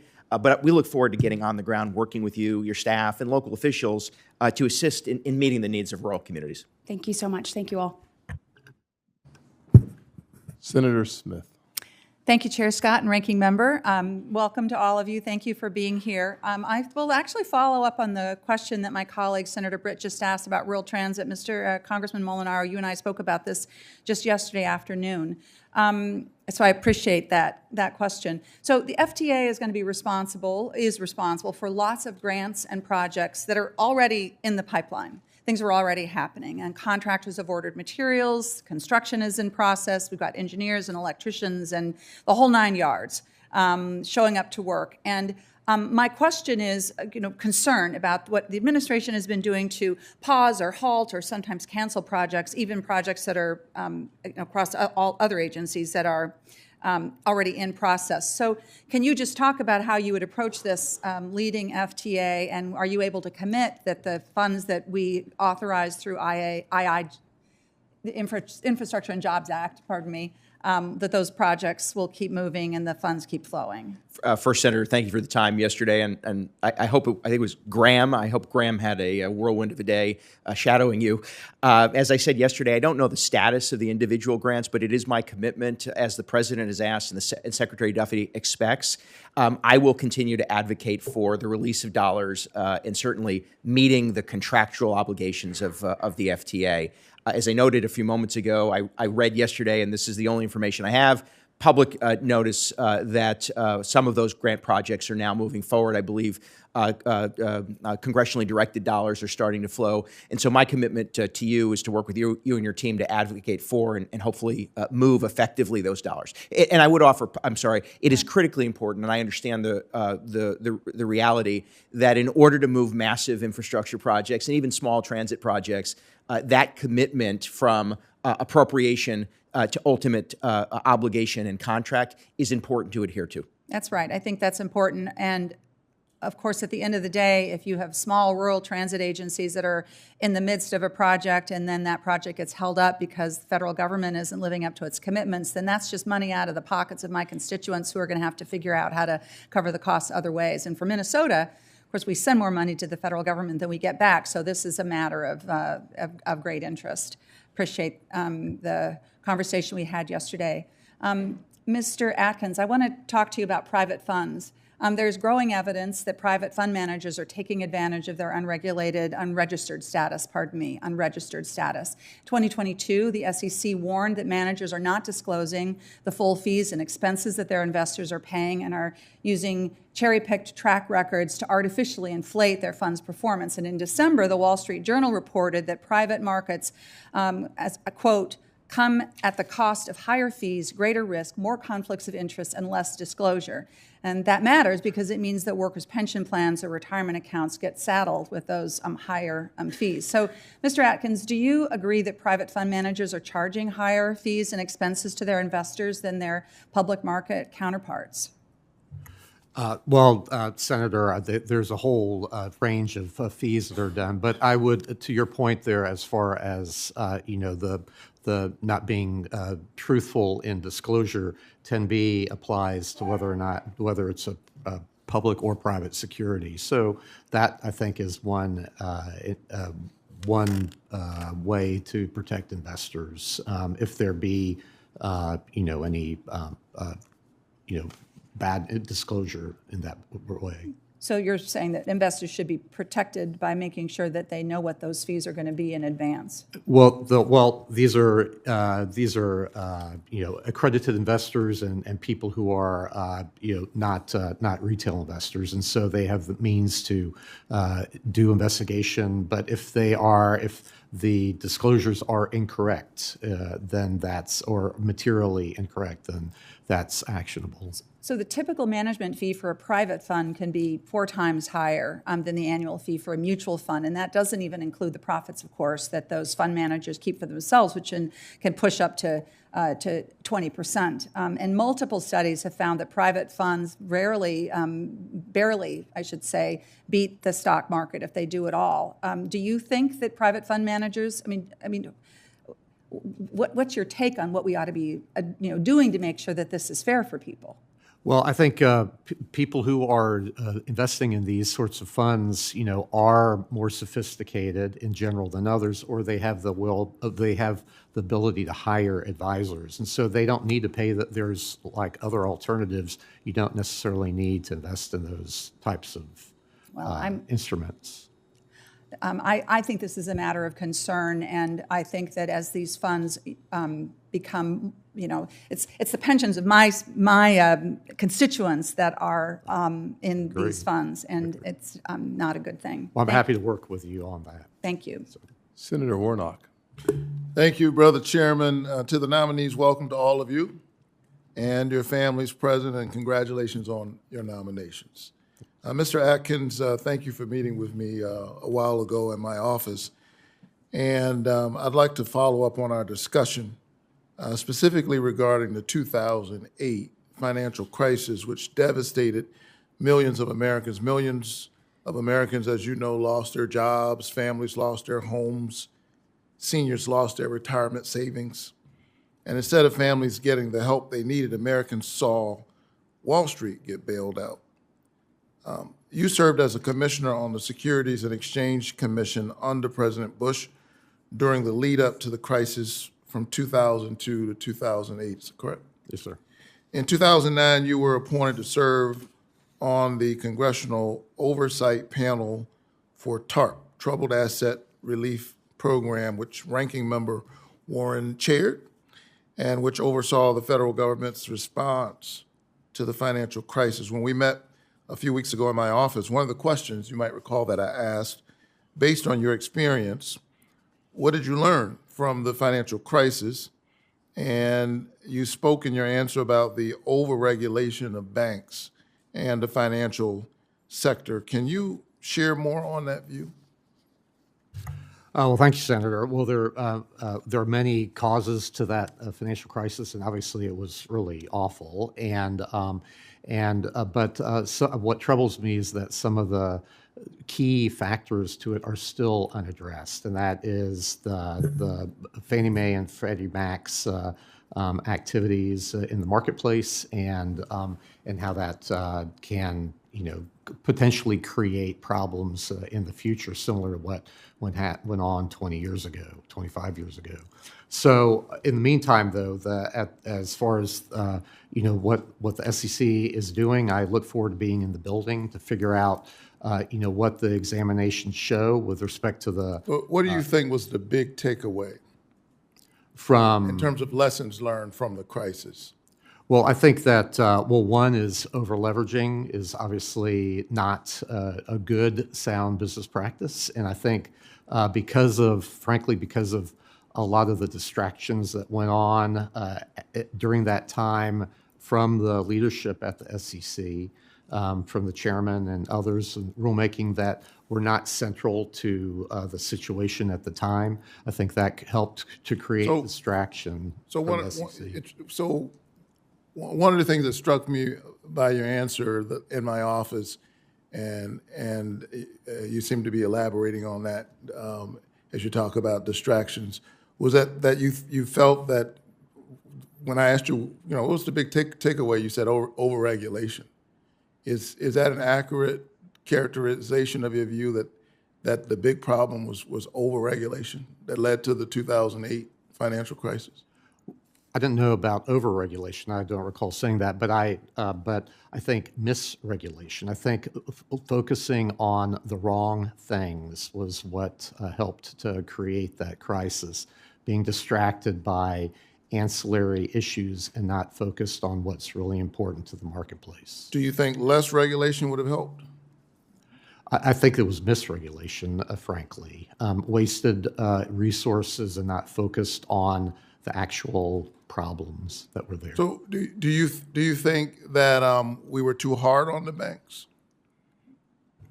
Well, the SEC, banks or securities firms, I think, again, the distortions that were created through the regulatory scheme at the time helped to distract the examiners. So in some ways we were too hard on the banks. No, I don't know about too hard, but just, again, focusing. I'm asking because, there are communities in Atlanta, especially communities that I'm close to and folks that I know and people in my church that still haven't recovered. I mean, we saw a huge transfer of wealth as a result of this crisis. The banks got bailed out, Wall Street got bailed out, but consumers didn't get bailed out. And often and I'm asking because you're the nominee at the SEC, and I'm just trying to get an understanding of what you think we need to do differently. Let me press on. Speaking of going easy on Wall Street, you've previously been critical of monetary fines against companies charged with fraud. If confirmed, will the SEC continue to fine companies that break the law? Absolutely, but obviously depends on the situation. And when I was there, the commission adopted a bipartisan statement on corporate penalties. Do you have an issue with penalties as a way of making sure that they comply with the law? No. Okay. Thank you so much. Thank you. Senator Kim. Thank you, Chair. Mr. Atkins, I wanted to just start with you. I know that there was mention earlier about the consolidated audit trail. I guess I just wanted to ask you, do you agree that the prospects of foreign companies manipulating our market presents a national security threat? Yes, and especially in a day of AI and everything else. So I think hopefully all of us can agree upon that. So I guess I wanted to ask, the consolidated audit trail, CAT, it's really our only tool that tracks market manipulation across companies, particularly in foreign companies. What is your thoughts on whether or not we should continue on with CAT? Well, so the consolidated, I look forward to looking into what the status of that whole situation is. It's obviously cost a lot of money and a lot of effort, both by the SEC, but then also with respect to market participants. So is it well coordinated and well calibrated to meet the needs that it's stated to, hopefully meet? So I think it needs to be reviewed. So you don't have a position right now that it should be taken away? Now, I need to look at what the status is. I only know what I read in the newspaper. But FINRA's obviously involved in that, the SEC, and then the exchanges. A lot of people have spent a lot of money. I hope it's towards a good, end. But that's what I intend to find out should I be confirmed. Well, look, the reason why I raised this is because I know you were listed as a special contributor to that portion of the Project 2025 Project 2025 compilation there, which explicitly calls for the termination of the Consolidated Audit Trail program. So I guess I just wanted your response. Do you then disagree with what you saw in Project 2025 talking about this? Well, I participated in a call or two on that, so I wasn't involved with drafting. And so again, I commit to looking at the situation the way it is now, what the plans are, how efficient it is, what the costs are going to be. They've ballooned a lot from what it started out, and even the mission of it has kind of veered off from the way it was stated from the folks who voted on it back originally. So I think we, like with anything else, things change over time, and I think we need to look to see if it's going to be focused on the mission that it's trying to solve. Well, that's a helpful clarification because I wanted to get it since I was concerned because it just seemed like, look, this is an important tool. It's important for us to be able to fight back against that type of manipulation that could occur when it comes to our markets. Something that we've seen, and whether we see sort of a rise of greater global competition, whether concerns about Chinese companies or others trying to manipulate. So please, that is something that I urge you, if you're confirmed, to prioritize and to do everything we can to make sure that these tools are in place. And I personally think that the CAP program has been helpful, is important, and is really our only tool when it comes to this. So I just wanted to emphasize that in particular. Mr. Molinaro, I just wanted to be able to turn to you, just be able to ask, when it comes to the FTA, just what your thoughts are in terms of how we consider adequately staffing that at a time when we've seen efforts across this administration to be able to decrease staff. In particular, I was very concerned about just the lack of protections for probationary employees in terms of how they were terminated at FTA. I'd like your response to that. Sure. As I mentioned earlier, and I appreciate the question very much, and our time together, I do want you to know I spent some time talking with Chris Caluri in New Jersey Transit. I don't know the status of those hiring and dismissal decisions. I only know what I've read. Having spent most of my life in local government, I can tell you on any given day I would wake up and the federal or state government would impose some mandate that would require us to do more with less. My goal is to show respect to this career staff. I have a great deal of appreciation, admiration for them, assess the impact of those decisions, and to really demand and to work with the team to deliver the highest results with the team that's been presented to me. Well, as we talked about when we had a chance, I mean, right now I think there's no one in this country that thinks that what we're doing on transit is enough. There's more that we need to continue to push on. And for us to be able to meet that moment and supercharge this, I really think that we need to understand and be willing to take those types of investments. You and I talked about it as a national priority, and I think we should prioritize that expertise that can be brought by some of these public servants. We share that interest, Senator. I'll yield back. Thank you, sir. Senator Blunt Rochester. Thank you, Mr. Chairman and Ranking Member Warren. I want to start off by saying that for the nominees that are before us, your responsibilities are pivotal, not just for our country, but for the world. And I feel it's unfortunate that you did not each get the requisite time that was commensurate with how important your positions are. I will ask you some questions for the record so that you are not all left out. But right now, I want to focus my questions on you, Mr. Atkins. I'm deeply concerned about your record. And even in the course of this hearing, when asked about why the financial crisis happened, I have here SEC distractions. I have ancillary issues. Instead of the question when it was posed to you, was there overregulation? You said misregulation. You mentioned Fannie and Freddie. Was there anything that you got wrong?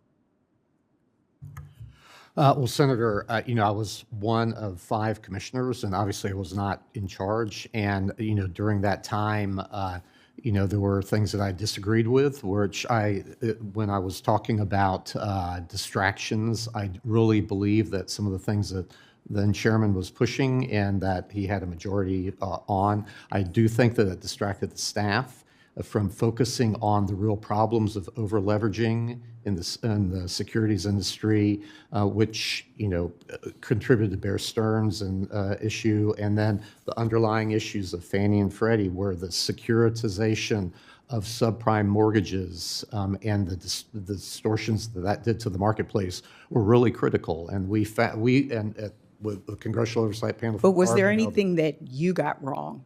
When you look back, is there something you would have done differently? Well, I think as far as looking at the over-leveraging and what the staff did or did not do, and I think that's one thing that I believe the SEC should have been more on top of. Did you vote for the Consolidated Supervised Entity Program? I did. It was a unanimous vote by the commission, but I did ask the crucial question, do you, the staff, have enough resources to effectively take on that burden? And I was assured by the staff and the chairman, yes, and I think that was part of the problem. I think looking back, we know that this allowed the 5 large investment banks to extremely leverage positions in mortgage-backed securities that ultimately failed and bankrupted or seriously destabilized those firms. And the SEC's Inspector General determined that this program and the poor oversight of these banks by the SEC contributed to the crisis. And as Senator Warnock said, we saw people lose their homes, people lose their jobs and their retirement savings. I hope that we will learn some lessons. Right now, the administration isn't really waiting to deregulate. It's kind of dismantling day-by-day operations. It's my understanding that the SEC has shuttered regional offices, including the Philadelphia office that serves Delaware, and offered buyouts, maybe $50,000 for people to resign or retire. Do you agree with shuttering these regional offices? Well, Senator, it's been now 15 years since I was at the agency, so I don't really know what the management is like, or what the efficiency is, or how best to make sure that we're using taxpayer money. Did you think they were overstaffed when you were there? Well, I don't really remember, and I was, again, the commissioners don't have influence really over the HR part of the agency. So as chairman coming in, that will be on my desk. I think one of the big concerns is that without the staff, it's hard to have oversight. A lot of folks rely on the SEC, the no action letters, for example, businesses that are trying to process an IPO. And so I think it's going to be vitally important that there actually be people there that can do the work. Yeah, they are vital. Very vital. Lastly, I would just say, as a person coming from a state where the financial sector is vitally important, your jobs are important. We have 6 CDFIs in our state. We have Community Bank. And so these banks, these institutions support small businesses. They support our communities. And so I hope that there will still be a strong focus on them as well. Thank you, Mr. Chairman, and I yield back. Thank you, ma'am. Senator Alsobrooks.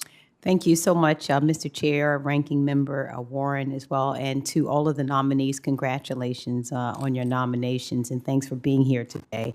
I'm going to try to quickly get through of just 4 questions, and I agree with my colleague that the work we're here to discuss today literally will undergird the economic success of our country. So these are very, very important questions. Regarding transit, I want to start with Congressman Molinaro. And talk about transit, which has traditionally been bipartisan. That's the approach that's been taken toward transit, advancing transit priorities. And I look forward to working with this committee and with you if confirmed.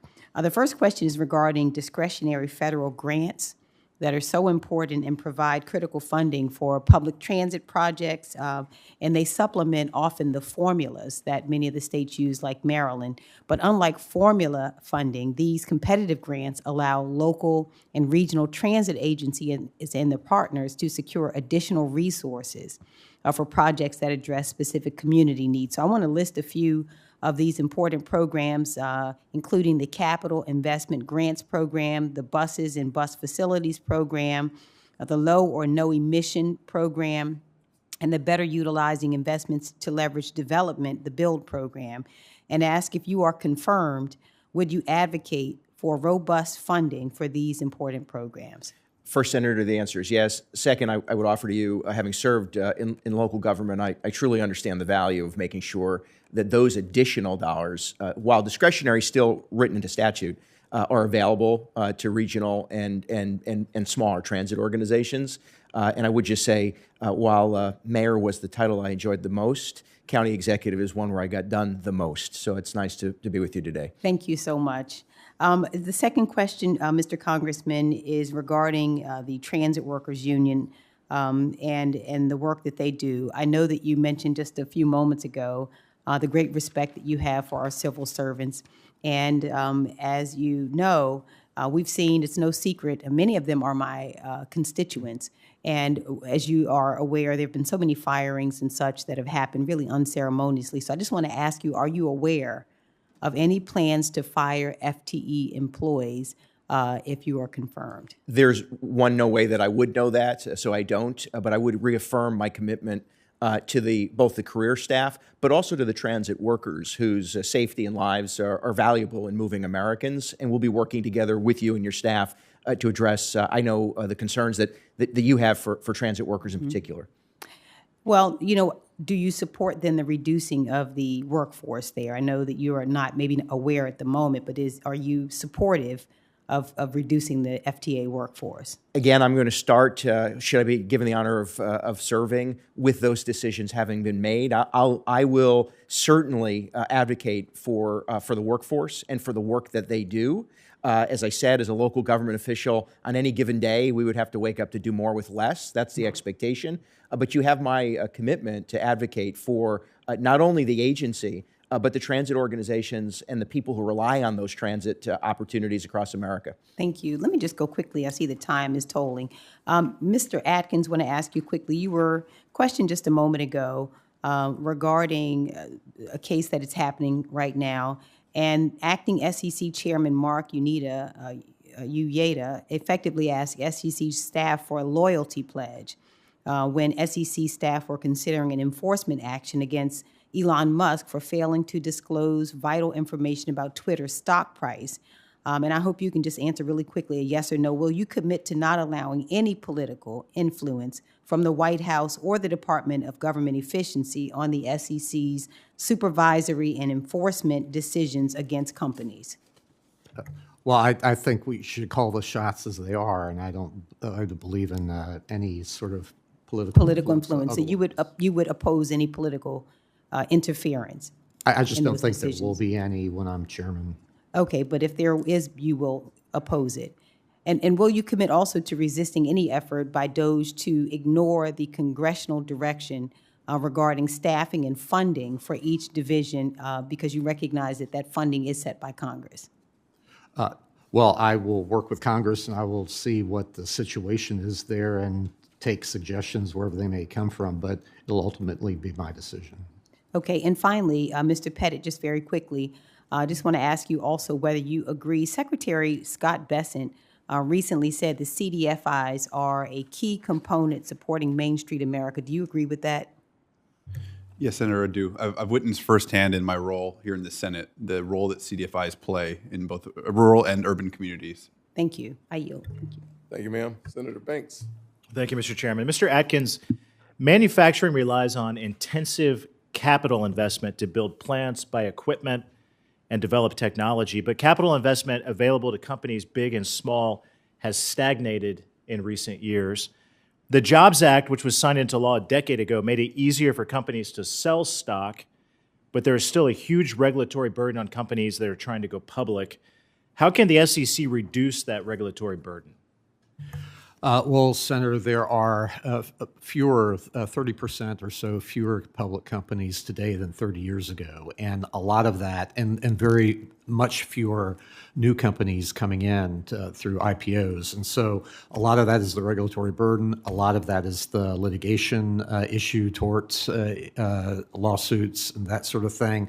So I think all of that needs to be focused on because that is hurting our capital markets. It's hurting the ability for young companies to get capital. They then rely, of course, on the private markets because the public markets are dysfunctional. So we need any ideas on what SEC can do about it? Well, I think what we can do to work with you to scale that back. Well, I think part of the problem is that the SEC never fully implemented the Jobs Act. So that's, as you referenced, to that. And so I think we need to look at that and re-examine it and work with you all in Congress to maybe have some changes to statutes that could then help turbocharge the new issue market. Now, on that note, how can we encourage more of the kind of capital investment that will help American companies compete against China's manufacturing economy? Well, I think, again, I mean, there's a lot of capital out there, but it's just not coming into the public markets because of all of the roadblocks to it, the regulatory and other sorts of roadblocks. And so if we can streamline that and then have encourage people to utilize the public markets, I think that'll be for the better. I had Mr. Chairman, two other committee hearings going on, so I might have missed some of this conversation, but and you might have already talked about this, but as you know, the last SEC chairman, Gary Gensler, was a big fan of the so-called ESG investing, and he pressured Wall Street to adopt it. And this is basically an attempt to force regular people, like who I represent, hardworking Hoosiers who I represent at home, to invest in companies that promote left-wing social causes that they often disagree with instead of companies that build and make great things and sustain this American economy. Do you think ESG investment makes America's economy stronger, and why or why not?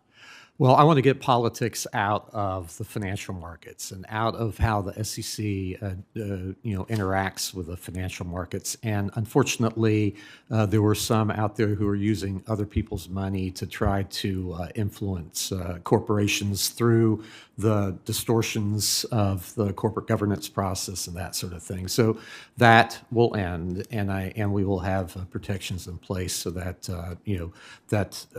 money managers and others will be focused on actual investment strategy and not on politics. I look forward to working with you on that. And on that note, how can we encourage investors to fund companies that actually make things? A fund actually make invest in companies that actually make things and build things. And I think about the manufacturing economy in Indiana. We're the #1 manufacturing state per capita in the country. And what can we do to promote investors to invest there rather than in woke causes? And I don't know if that makes sense, but it seems like we want investors to invest in companies that do and make things, not in other social causes. Well, I think some of that is maybe some of the distortions and the ways some of these money managers have sold products. But I think ultimately the marketplace, investors themselves, you've seen a whole shift here recently away from those sorts of funds that you're talking about into more nuts and bolts types of things, and I think that's good for America and good for our economy. Thank you. I yield back. Thanks, Senator. That concludes the questions and answers portion of today's hearing. I'd like to thank our nominees for testifying before the committee today, and thank you for your willingness to serve our country. For senators, all follow-on questions for the record must be submitted by noon tomorrow, Friday, March 28th. And for our witnesses, please respond by Monday, March 31st at noon as well to the written questions you receive in order to facilitate this committee promptly processing your nominations. With that, this hearing is adjourned.